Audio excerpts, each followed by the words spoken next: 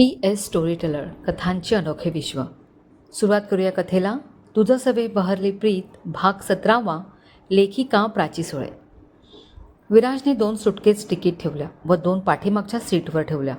आदित्यने गाडीचे दार उघडले. आई बाबा बसा. आधी कुंदा मग मनोहर बसले. विराज ड्रायव्हिंग सीटवर तर आदित्य त्याच्या बाजूला बसला. निघायचे का त्याने विचारले. हो कुंदाने उत्तर दिले.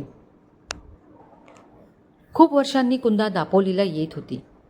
आजूबाजूचा परिसर ती टक लावून पाहत होती. अमेरिकेत राहत असली तरी नाळ या गावाशी मातीशी जोडली गेली होती. इथे तिचा जन्म झाला, लहानाची मोठी झाली. कुंदाचं मन त्या काळात शिरू पाहत होते, पण तिने मनाला आवर घातला. तिला इमोशनल व्हायचं नव्हतं. उगाच कुठल्याही गोष्टीत भावनिक होऊन गुंतायचे नव्हते. विराज तिने म्हटले. काय आत्या? बाय द वे मी तुम्हाला आत्या म्हटले तर चालेल ना? विराजने विचारले. अरे तू बोललास आत्या, मग आता अनुमती का विचारतोयस? चालेल मला, कुंदा बोलली. कुंदाचा हा खोचकपणा विराजच्या लक्षात आला. विराज, अरे छान वाटतं बघ असं कोणी म्हटलेलं. ते सर मॅडम यात काही मजा नाही, माया नाही की आपुलकी नाही. उलट समोरची व्यक्ती किती परकी आहे हेच दाखवत असते, मनोहर बोलले. एकदम बरोबर बोललात काका. माझ्या मते कुठल्याही नात्यात भेदभावाची पोकळी असली की ते नातं जास्त टिकतच नाही. विराज तू काय करतोस? कुंदाने विचारले. मी इंजिनियर आहे. दापोलीच्या धरणाच्या कामासाठी इथे आलोय. कधी आलास आणि किती वर्षांसाठी? इथे येऊन महिना होऊन गेला.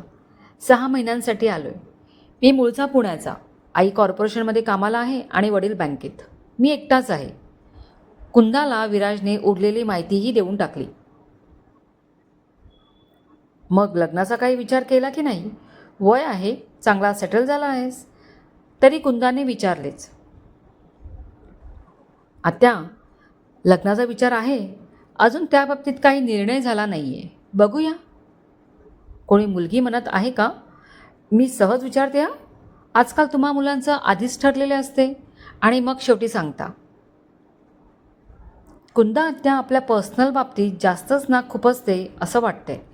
ती अण्णांची बहीण असेल, सुमनची आत्या असेल, पण माझ्या बाबतीत एवढी चौकशी करण्याचा काय हेतू आहे हे विराजच्या ध्यानात आले होते. त्याला हे आवडले नाही. तुर्तास गप्प राहावे हे उत्तम, त्याने विचार केला. आत्या, तसं काही नाही, त्याने मोघम उत्तर दिले. कुंदाने पुढे काही विचारले नाही. मनोहररावांना तिचा राग आला. पहिल्याच भेटीत विराजला असे प्रश्न विचारलेले त्यांना रुचले नाही. गाडी गेटजवळ आली. विराजने हॉर्न मारला. आदित्य विराज खाली उतरले. मग मनोहर आणि कुंदा. विराजने बॅगा बाहेर काढल्या. आदित्यने बॅगा घेतल्या. हॉर्नचा आवाज ऐकून अण्णा ओसरीवर आले. समोर त्यांच्या कुंदाताईला पाहून त्यांना अश्रू थांबवताच आले नाही. लगबगीने धावत ते फाटकापाशी आले. कुंदाताई, त्यांनी गहीवरून हाक मारली. कुंदाने त्यांना पाहिलं. यशवंता, ती एवढेच म्हणाली. दोघांनी एकमेकांना मिठीत घेतले. कुंदा यशवंताच्या डोक्यावरून हात फिरवू लागली. ते पाहून सगळ्यांचे डोळे पाणावले. अण्णांनी मनोहररावांना पाहिले आणि त्यांना अतिशय आनंद झाला. भाऊजी, तुम्हीसुद्धा आलात.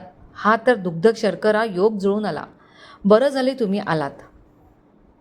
यशवंता, अरे मीही कैक वर्षे आले नव्हतो भारतात. म्हटलं भेटावं तुम्हा लोकांना. बरं केलं भाऊजी. या या ना, आज जाऊया. अण्णा बॅग घ्यायला गेले.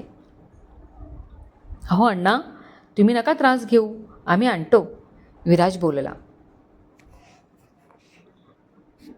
सगळे आत आले.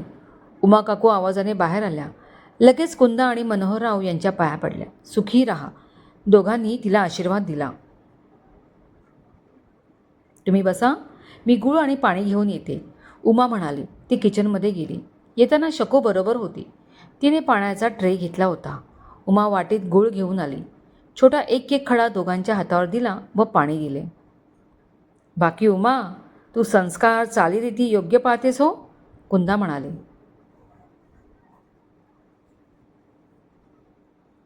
वंश, तेच आपलं ऐश्वर्य आहे. लाख मुलाचा ठेवा आहे जो पुढच्या पिढीला द्यावा. उमा काकूचं बोलणं विराजला आवडले. अण्णा काकू मनाने आणि वागण्यात किती साधी भोळी आहेत. अण्णा, मी निघतो कामाला. माझे हाफ डे होऊन गेलाय. विराज हसून बोलला. जोगळेकर, धन्यवाद. तुमची खूप मोठी मदत झाली, अण्णा बोलले. अण्णा, किती वेळा सांगू? अहो, असे आभार मानून मला पर्क करू नका आणि निसंकोचपणे काहीही हवे असेल तर सांगा. आता मी निघतो. संध्याकाळी भेटू. तो सगळ्यांकडे पाहत बोलला.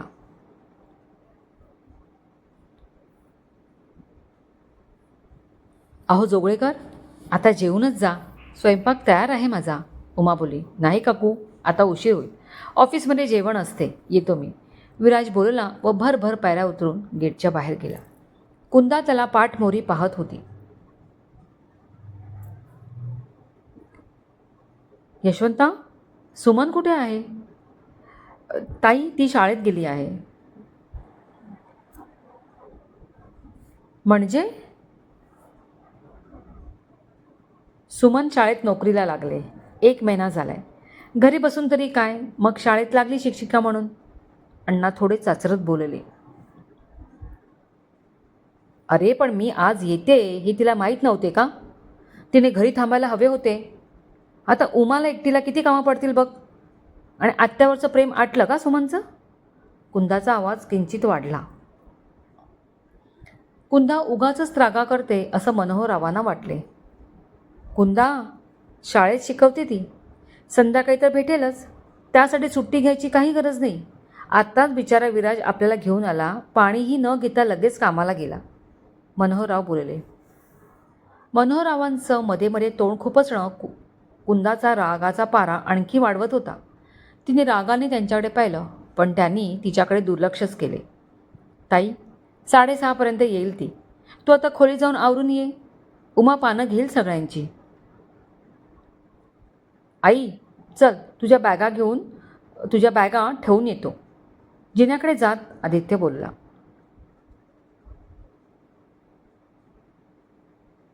ताई, वरची तुझीच खोली नीट साफसफाई करून ठेवली आहे. वरती जोगळेकर, आदित्य यांच्या खोल्या आहेत. अण्णांनी एक बॅग घेतली, एक शकूने, एक आदित्यने घेतली. सगळे वरच्या मजल्यावर आले. कुंदाची शेवटची खोली होती. ती खूप मोठी ऐसपैस होती. लहानपणापासून तिची तीच खोली होती. सगळ्या बॅगा खोलीत ठेवल्या. उरलेली एक बॅग आदित्य घेऊन आला. बाळा, मी आता फ्रेश होते, मग तुझ्या खोलीत येते, बोलूया, कुंदा आदित्यला म्हणाली. ताई, आधी जेवून घ्या, मग निवांत आराम करता येईल. तुम्ही थकले असाल, अण्णा बोलले. बरं, तसं करू. आधी जेवून घेतो, मग बोलू, ती म्हणाली. अण्णा शकू खाली आले. आदित्य त्याच्या खोलीत गेला. मनोहर आणि कुंदा त्यांच्या खोलीत गेले. कुंदा मनोहर फ्रेश होऊन खाली आले. अन्नाचा सुवास दरवळत होता. कुंदाला भुकेची जाणीव झाली. उमाने बाहेर येऊन जेवण वाढते असे सांगितले.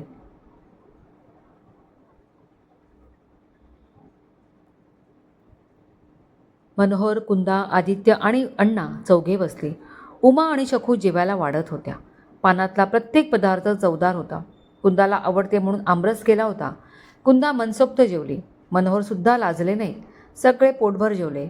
उमा, जेवण खूप छान झाले होते, आवडले, कुंदा उठत बोलली. वंस, थांब. वंस नको बोलू ग. यशवंत ताई म्हणतो ना, मग तूही ताईच म्हण, कुंदा उमाला म्हणाली. बरं ताई, तुम्हाला जेवण आवडले ना, मग झाले तर मी आणि शकू जेवून घेतो. त्यांच्या हातात बडीशेपची बाटली देत उमा म्हणाली. हो, तू घे जेवून निवांत. आम्ही आधी त्याच्या खोलीत आहोत. काही वाटलं तर हाक मार, मग माझ्या खोलीत जाऊन जरा आराम करेन, कुंदाने सांगितले.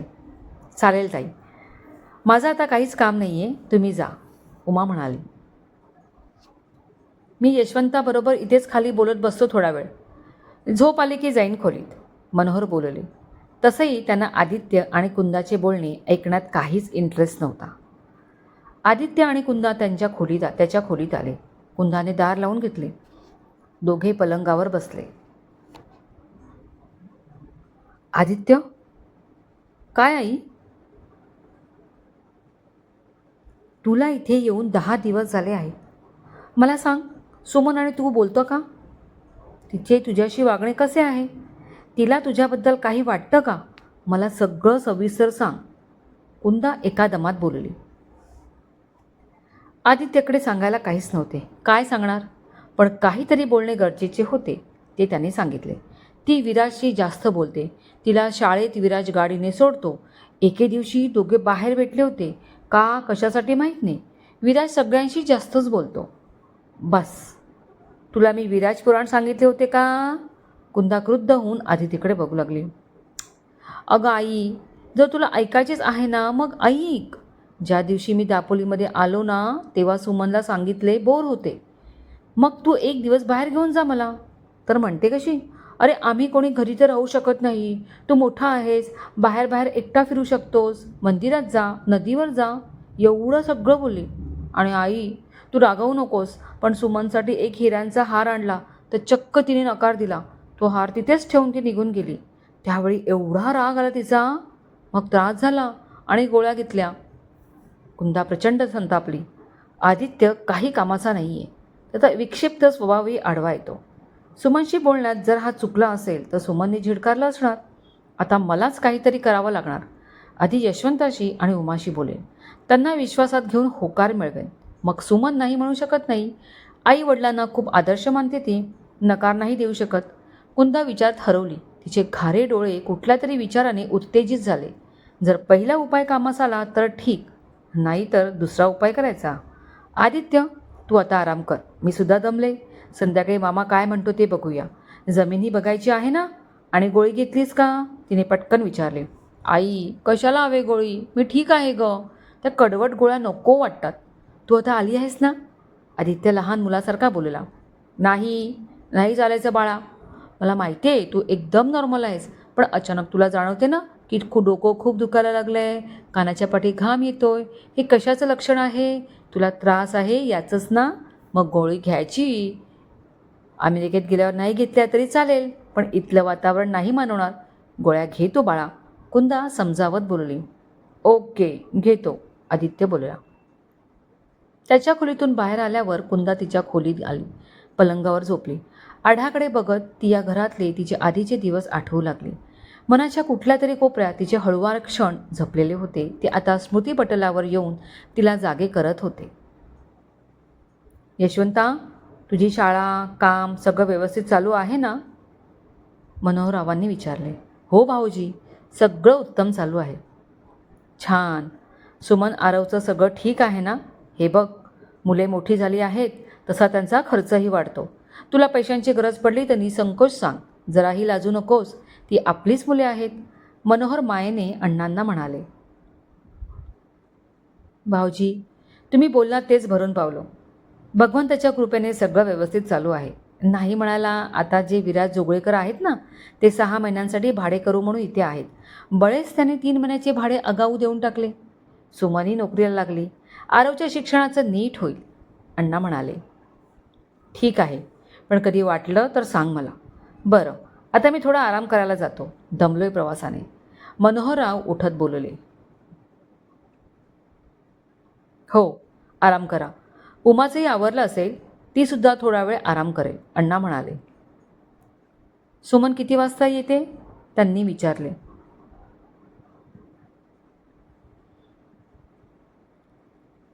6 ते 6:15 पर्यंत येते.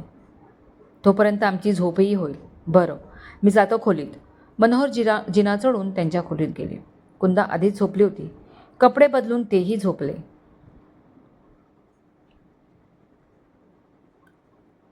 कुंदा आदित्यशी वर येऊन काय बोलली असणार? त्याला गोळ्या घे म्हणून सांगितले असणार. सुमनचा लग्नाचा विषय तर नक्कीच काढला असेल. तरी मी सुमनचे लग्न आदित्यशी होऊ देणार नाही. सुमनचा फक्त पैशासाठी ही वापर करून तिला परत पाठवायलाही कमी करणार नाही. हिच्या सगळ्या गोष्टीवर लक्ष ठेवायला हवे. आणि कुंदा नाहीच ऐकली तर ते ब्रह्मास्त्र काढायचे. बघू काय होतंय. त्यांच्या नजरेसमोर विराज आला. मृदुभाषी, हसऱ्या चेहऱ्याचा आणि तितकाच हँडसम. सुमन आणि त्याची जोडी छान दिसेल. विचारात त्यांना गाढ झोप लागली. कुंदा आत्या येणार म्हणून सुमनचे आज कशात लक्ष लागत नव्हते. कुंदा आत्याशी तिला काहीच वावडं नव्हतं, पण ती ज्या उद्देशाने येते त्यासाठी ती बेचैन झाली. अण्णा आई दोघे आत्याला मानतात. अण्णा तर बिचारे अजूनही कुंदा आत्याच्या उपकाराच्या ओझ्याकडे दबलेले आहेत. असाच विचार करतायत. तिचा शब्द त्यांना प्रमाण आहे. यदाकदाचित तिने अण्णांकडे लग्नाचा विषय काढला तर काय होईल? अण्णा नकार देऊ शकतील, पण नकार अण्णांनी का द्यायला हवा आहे? हे माझं आयुष्य आहे. मी माझ्या आयुष्याचे निर्णय नाही घेणार तर कमीत कमी माझे मत तरी मला द्यायला हवे. अण्णांना नीट समजावले तर ते नक्कीच समजतील. त्यांचं प्रेम असेल ना त्यांच्या मुलीवर. स्टाफ रूममध्ये बसून सुमन विचारात हरवली होती. सुमन, हे सुमन. महाजन सरांनी 2 वेळा हाक मारल्यावर सुमनने त्यांच्याकडे पाहिलं. सर, बोला ना. अगं, 7वीच्या वर्गावर तुझा गणिताचा तास आहे ना, पण तू गेली नाहीस.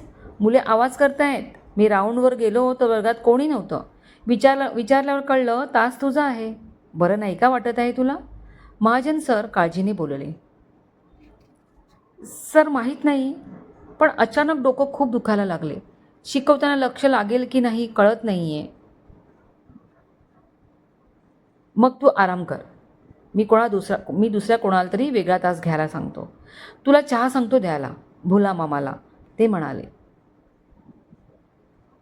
सर, नको. उगाचच कशाला त्रास? अगं, त्रास कसला? आणि इथे काम करणाऱ्या सगळ्या स्टाफची काळजी घेणे ही शाळेची जबाबदारी आहे. तेव्हा चहा पाठवतोय, तो पिऊन घे. महाजन सर वडिलांच्या अधिकारवाणीने बोलले. सुमन गप्प बसली. सर, तिने हाक मारली. काय गं? सर, आज नवीन जॉईन झालेली सुधा साठे आहे ना, तिचं काम कसं आहे? ती तुझ्यासारखीच हुशार आणि चुणचुणीत आणि प्रेमळ आहे. सगळ्या स्टाफला आवडली ती. मुलंही खुश आहेत. आज एकत्र जा घरी. महाजन सर बोलून निघून गेले. आज विराज भेटला तर किती बरे होईल. त्याच्याशी बोलावं वाटतंय. कुंदा आत्याला सामोरं जाण्याआधी विराजशी बोलले तर मनाला आधार होईल. त्याचा किती भक्कम आधार वाटतो. तो किती छान समजावतो. मनापासून त्याची आठवण येते. येईल का तो आज मला भेटायला? माझी हाक त्याच्यापर्यंत पोहोचेल का? सुमन विचार करत होती. चहा देऊन गेला. चहा पिऊन तिला खरंच उभारी आली. शाळा सुटली. सुधा खूप खुश होती. सुमन, खूप छान होता पहिलाच दिवस. मज्जेत गेला. सुधा छान हसत बोलली. हो ना? बघ, आता अशीच हसत राहा. तुझ्या ज्ञानाचा फायदा मुलांना दे. सुमन तिच्या खांद्यावर हात ठेवत बोलली. दोघे गेटमधून बाहेर आल्या. समोर विराज उभा. आपण नक्की स्वप्न पाहत आहोत. आज दिवसभर त्याच्याच विचारात गुरफटलो होतो. त्यामुळे कदाचित तो समोर दिसत असावा. सुमन एकटक त्याच्याकडे पाहत होती. अय्या सुमन, जोगळेकर आलेत मग. तू बोलवले होतेस का त्यांना? सुधाने विचारले. काय? ते खरंच आले आहेत का?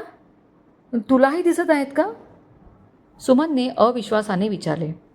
अगं हो, मला दिसत आहेत. तुला नाही दिसत का ते? ए बाई, स्वप्नात तर नाही आहेस ना? सुधा, चिमटा काढ ना मला. अय्यो आई गं, किती जोरात काढलास? सुधाला हलकी चापट मारत सुमन बोलली. झालीस ना स्वप्नातून जागी? आता नीट समोर बघ. जोगळेकर उभे आहेत आणि आपल्याकडे बघून गोड स्माईल देत आहेत. आणि सुमनच्या चेहऱ्यावर लाली आली. मनकवडे आहेत का हे? आठवण काढली आणि समोर हे हजर. बाईसाहेब, चला ना पुढे. अगं, जागेवरून हल तरी. अशीच उभी राहणार आहेस का? सुधा तिला कोपऱ्याने ढोसत बोलली. सुधा आणि सुमन एकत्र विराजच्या समोर येऊन उभ्या राहिल्या. सुधाबाई, कसा होता शाळेचा पहिला दिवस? मुलांनी ॲक्सेप्ट केलं का? की तुलाही त्यांच्याबरोबर बेंचवर बसवले? विराज तिची फिरकी घेत बोलायला. काय हो जोगळेकर, थट्टा करता ना माझी? जाऊ दे बाई, मी नाही काही सांगत. सुधा लटक्या रागाने बोलली.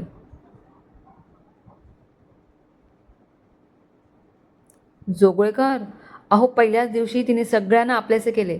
स्टाफशी जुळवून घेतले. मुले तर नवीन छान बाईंना बघून फार खुश झाली.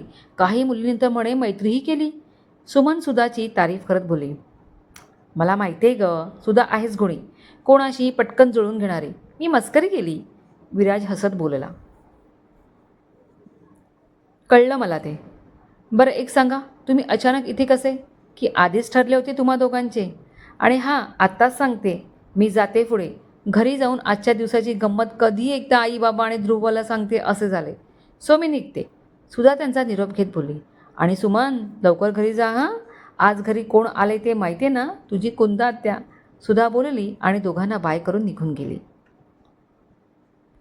कुंदा आत्याचं नाव निघताच सुमनचा चेहरा पडला. ती खाली पाहू लागली. सुमन, मला माहीत होते बघ, तू नर्वस नक्कीच असणार, म्हणून जाताना तुला घेऊन जावे असा विचार केला. कसं तुम्ही ओळखता सारं काही? ह्यालाच तर प्रेम म्हणतात ना. तो तिच्या डोळ्यात पाहत म्हणाला. चल निघूया, जास्त उशीर करून चालणार नाही. तुझी आत्या खूपच हजरजबाबी आणि स्ट्रॉंग स्वभावाची आहे हां सुमन, मी पाहिलं आहे. तुम्ही मला घाबरवताय का? मला माहिती आहे ते. अगं घाबरवत नाही, मस्करी करतोय. तुझ्या मनावर शरीरावर जो भीतीचा पगडा बसला ना, तो काढून टाक आधी. कोणत्या आत्या आजच तुला लग्नाला उभी नाही करत आहे आणि करणारही नाही. बिलीव्ह मी. तू आत्मविश्वासाने तिच्यासमोर वावर. आता तू मोठी झाली आहे सुमन. तुझे विचार स्वतःचे आहेत, त्यावर कोणी अधिकार चालवू शकत नाही. आणि मी आहे ना तुझ्यासोबत. माझ्यावर विश्वास आहे ना? माझ्यापेक्षाही जास्त. तुमच्या या शब्दांनी मला हुरूप येतो. बस तुम्ही साथ सोडू नका प्लीज. सुमन त्याचे हात धरत बोलली. आता ना तुला मिठी मारली असती मी, पण शाळा आहे. मॅडम चला निघूया. मला वाटतं तू वेळेत घरी जावंस आणि हां, तुला मी वाड्याच्या थोडं आधी सोडेन. तू पुढे हो, मागाहून मी येतो, म्हणजे आत्याला संशय यायला नको. बस गाडीत. विराजने तिला कारचा दरवाजा उघडून दिला. दोघांनी एकमेकांकडे प्रेमाने पाहिलं व गाडीत बसले. क्रमश. कथेचे हक्क लेखिकेकडे सुरक्षित.